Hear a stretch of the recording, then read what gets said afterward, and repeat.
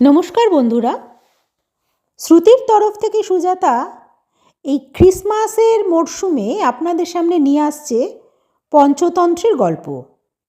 ক্রিসমাসে তো বাচ্চারা বেশ রঙিন হয়ে ওঠে, তো ভারতবর্ষেও সংস্কৃত ভাষায় এরকম বহু জিনিস লেখা হয়েছিল যা গল্পের ছলে নীতিশিক্ষা দিত। বিষ্ণু শর্মা নামক একজন পণ্ডিত, তিনি সংস্কৃত থেকে কথ্য ভাষায় এই গল্পগুলো প্রচলিত করেন, যা সাধারণত রাজপুত্র বা গুরুগৃহে ছাত্রদের শিক্ষা হিসেবে ব্যবহার করা হতো। সেগুলি পঞ্চতন্ত্র গল্প নামে পরিচিত। পঞ্চতন্ত্রের যে গল্পটি আজকে আমি পরিবেশন করছি সেটি হয়তো বহুবার আপনারা শুনেছেন বা ছোট ছোট বাড়ির বাচ্চাদের শুনিয়েওছেন। আর একবার শুনুন এবং বাচ্চাদের শোনান।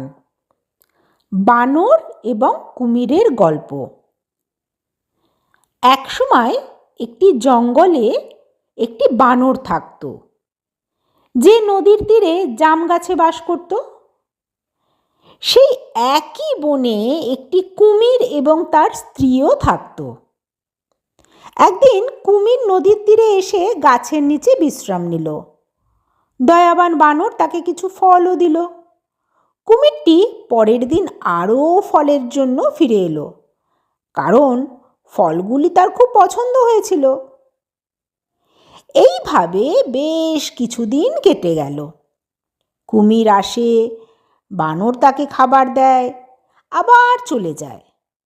করতে করতে কুমির আর বানরের মধ্যে একটা বন্ধুত্ব তৈরি হলো।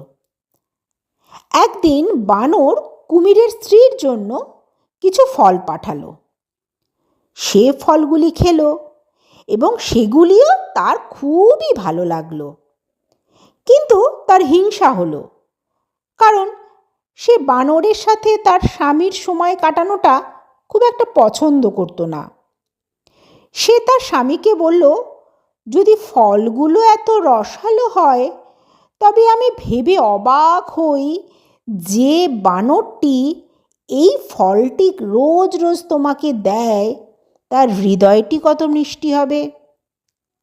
আমাকে বাঁদরের হৃদয়টি এনে দাও। কুমিরটি তার বন্ধুকে হত্যা করতে রাজি ছিল না, কিন্তু স্ত্রীর কথায় তার কোনো উপায়ান্তরও ছিল না। সে বানরকে তার বাড়িতে রাতের খাবারের জন্য একদিন নিমন্ত্রণ জানালো এবং বলল যে তার স্ত্রী তার সাথে দেখা করতে চায়। বানর খুব খুশি হলো, তবে সে সাঁতার কাটতে পারে না, তাই কুমির তাকে পিঠে করে নিয়ে গেল। কুমির খুশি হলো যে সে বানরটিকে বোকা বানাতে পেরেছে, কিন্তু নিয়ে যাওয়ার সময় সে বানরকে বাড়িতে নিয়ে যাওয়ার আসল কারণটি বলে ফেলল। চতুর বানর বলল, আমাকে তো তোমার আগে বলাই উচিত ছিল, এবার আমি কি করি? তখন কুমিরটি বলল, কেন, কি অসুবিধা? বানর বলল, আমি তো আমার হৃদয়টা গাছের উপরেই রেখে এসেছি এবং সেটা আনতে গেলে আমাদেরকে তো আবার ফিরে যেতে হবে।